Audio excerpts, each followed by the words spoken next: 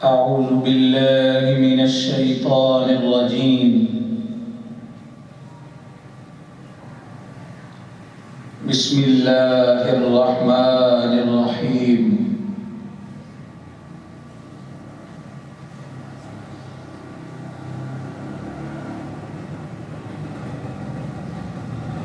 قال الله تبارك وتعالى في القرآن المجيد والفرقان الحميد: أما بعد فأعوذ بالله من الشيطان الرجيم. بسم الله الرحمن الرحيم.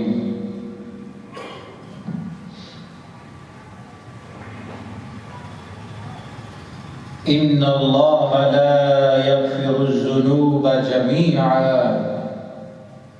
صدق الله مولانا العظيم. وبلغنا رسوله النبي الكريم الأمين، ونحن على ذلك لمن الشاهدين والشاكرين، والحمد لله رب العالمين.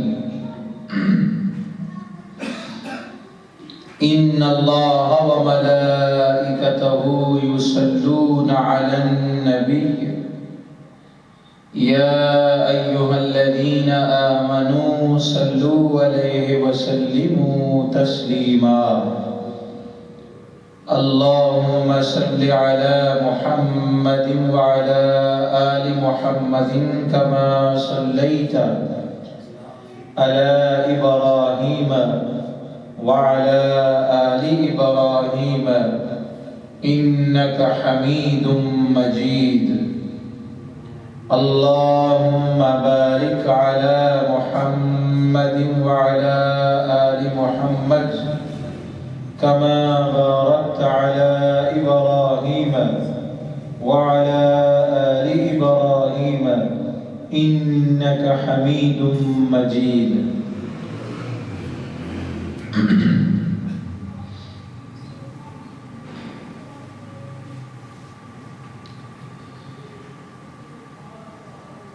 کرم آج بالائے بام آ گیا ہے،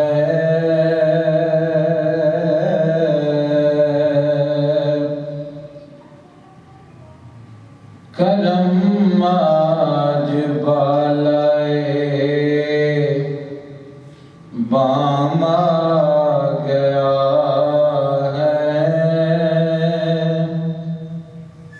زباں پر محمد کا نام آ گیا ہے، زباں پر محمد کا نام آ گیا ہے، کرم آج بالائے بام آ گیا ہے، زباں پر محمد کا نام آ گیا ہے، چپ چاپ کھڑا تھا میں روز محشر،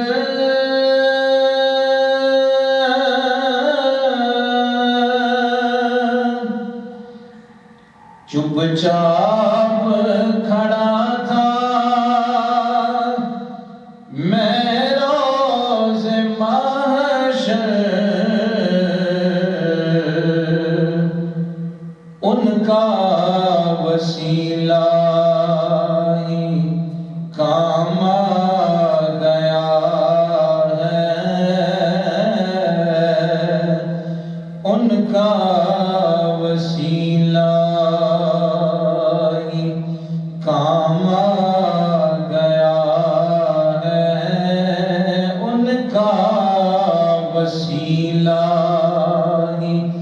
کام آ گیا ہے، زبان پر محمد کا نام آ گیا ہے۔ یہ نام کوئی کام بگڑنے نہیں دیتا، بگڑے بھی بنا دیتا ہے نام محمد۔ کرم آج بالائے بام آ گیا ہے، زبان پر محمد کا نام آ گیا ہے۔ اور جن کو دولت زیادہ ملی ہے ان کو اپنی دولت پہ بڑا مان ہوگا، تو وہ بندہ جس کے پاس دنیا تو نہیں ہے لیکن اس کے پاس میرے آقا کی سچی محبت ہے، تو وہ دونوں عالم میں کامیاب ہے، وہ دونوں عالم میں کامیاب۔ مجھے مل گئی ہے دونوں عالم کی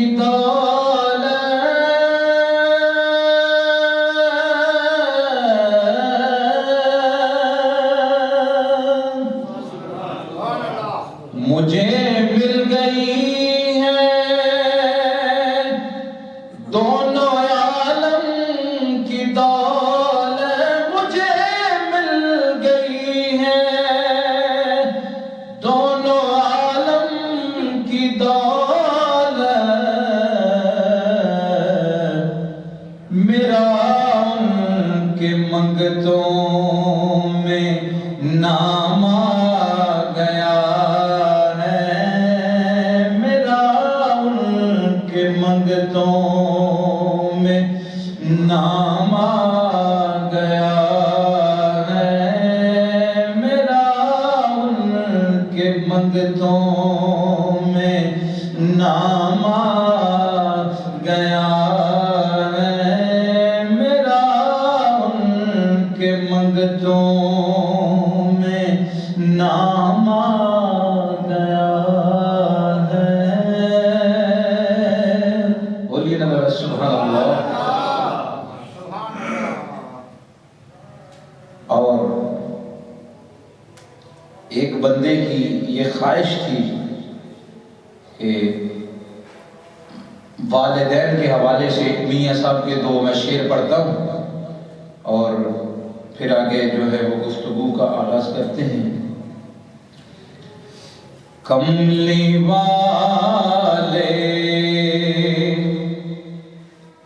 کملی والے نے فرمایا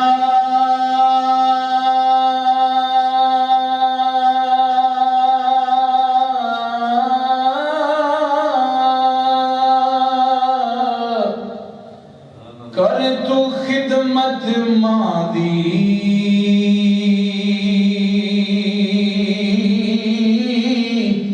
جس نے کعبہ تکنا ہوئے او تک لے صورت مادی،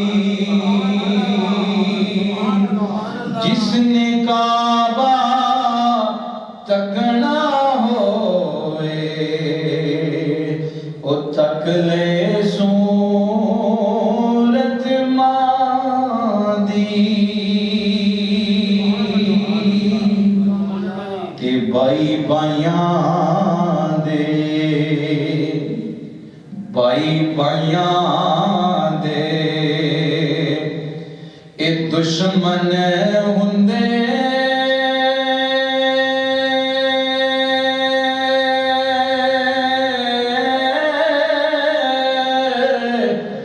تے بھائی بائیاں دی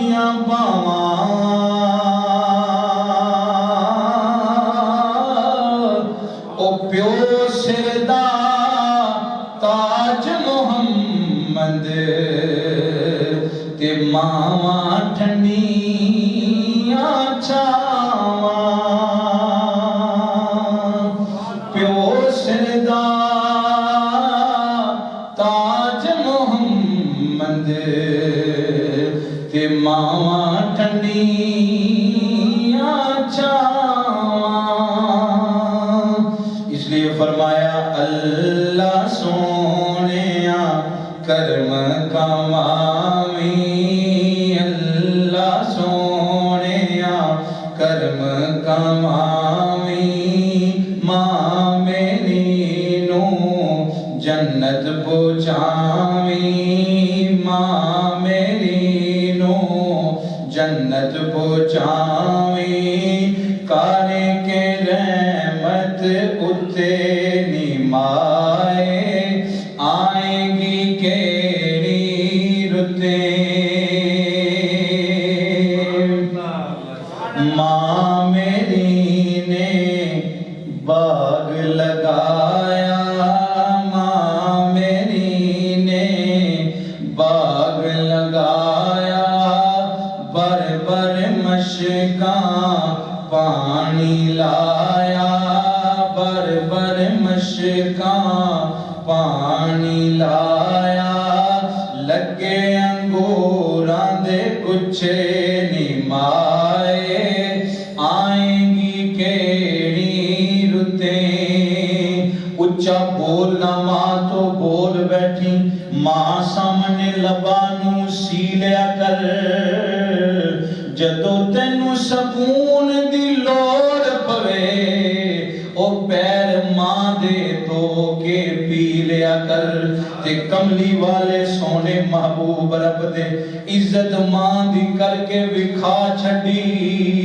آندی مائی حلیمہ نو ویکھ کے تے کملی والے نے کملی بچھا دیتی یارائیں عرض کیتی سونے کون سی ہے جنوں کملی تے جگا دیتی آکھیاں میری ماں جے جدے سینے او مولا غذا دیتی اللہ سونیاں کرم کمامی اللہ سونیاں کرم کمامی ماں میری نو جنت پہنچامی کار کے رحمت اتے نیمائے آئیں گی کیڑی رتیں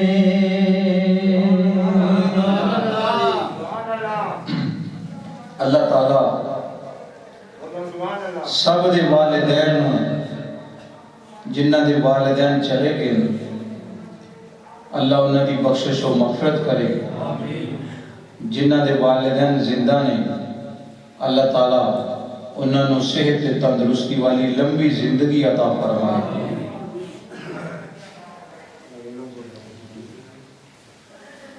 والدین دے حوالے نال آج میں ایک حدیث پاک تو سنانا چاہنا اس حدیث پاک دے اندر اور بھی بہت ساریاں گلاں بیان ہوئی ہیں تے جڑی مین گل ہے وہ ماں باپ دے حوالے نال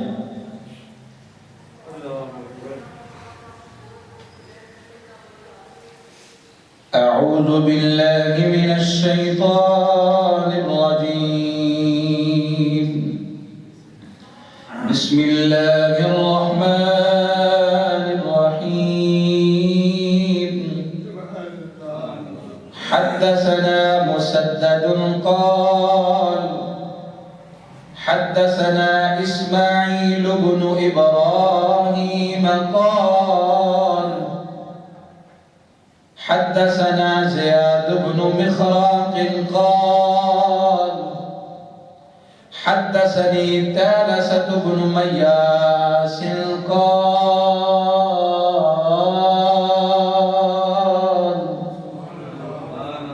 كنت مع النجداد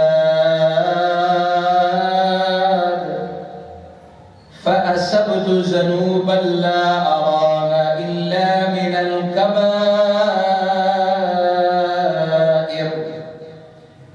فذكرت ذلك لابن عمر قال ما هي قلت كذا وكذا قال ليست هذه من الكبائر هن 9 الإشراك بالله وقتل النسمة والفرار من الزحفة وقذف المحسنة وأكل الربا وأكل مال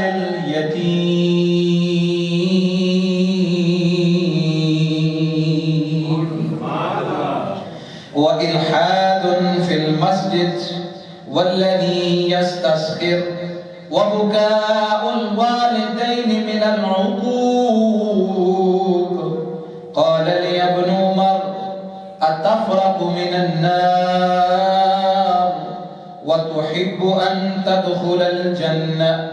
قلت أي والله.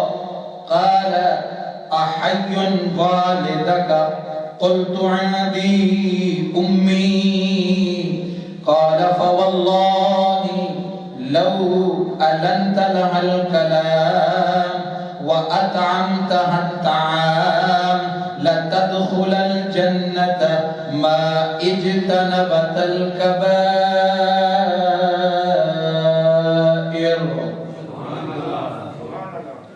اللہ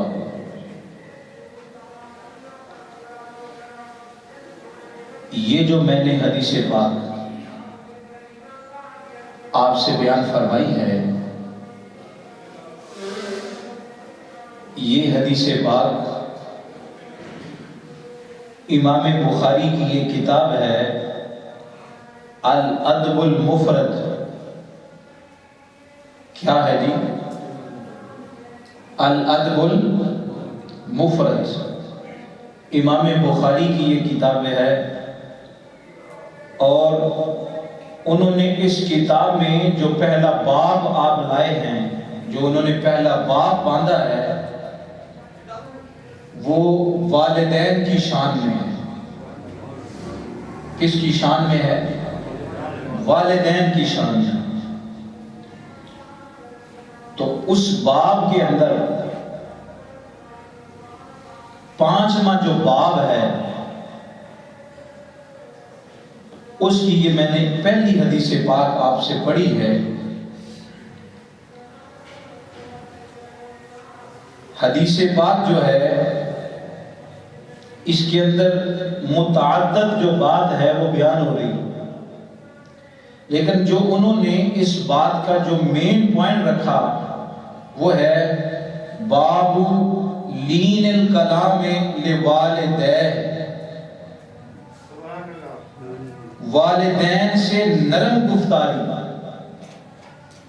والدین سے نرم گفتگو کرنا، نرم لہجے میں بات کرنا، یہ ان کا مقصد ہے بات کرنے کا. انہوں نے حدیث کا ایک پوائنٹ جو ہے وہ اپنی اس بات کا ٹائٹل بنایا، اوپر لکھا باب کے اوپر، کہ آپ فرماتے ہیں میرا یہ باب باندھنے کا مقصد ہے کہ اس کے اندر اللہ کے پیارے محبوب علیہ السلام نے فرمایا ہے کہ اپنے والدین کے ساتھ نرمی سے گفتگو کرو،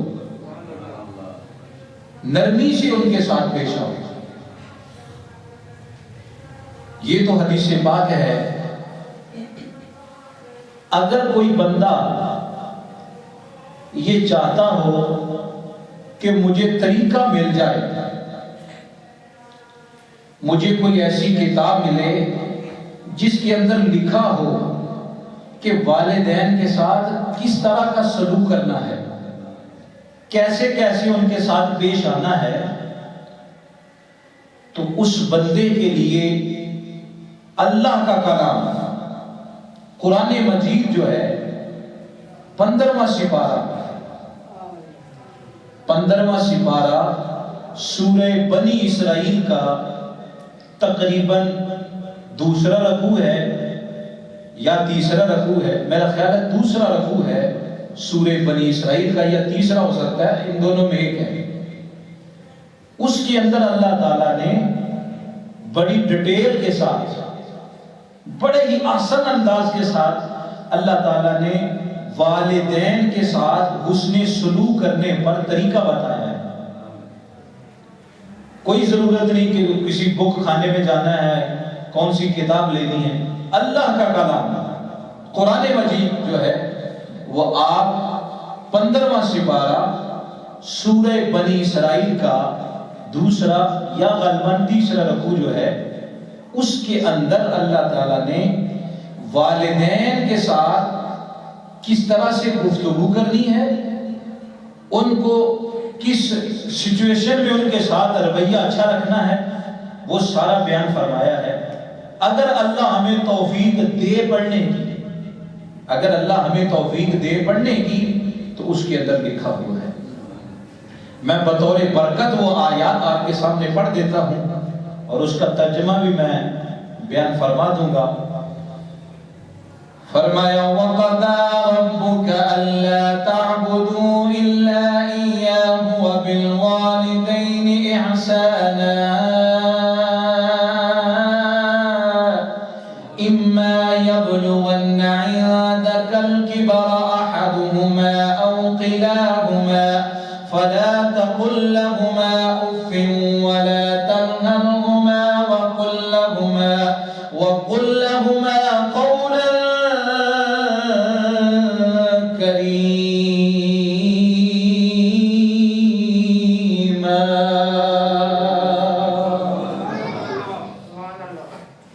یہ اللہ تعالیٰ نے قرآن مجید کے اندر یہ بیان فرمایا۔ اللہ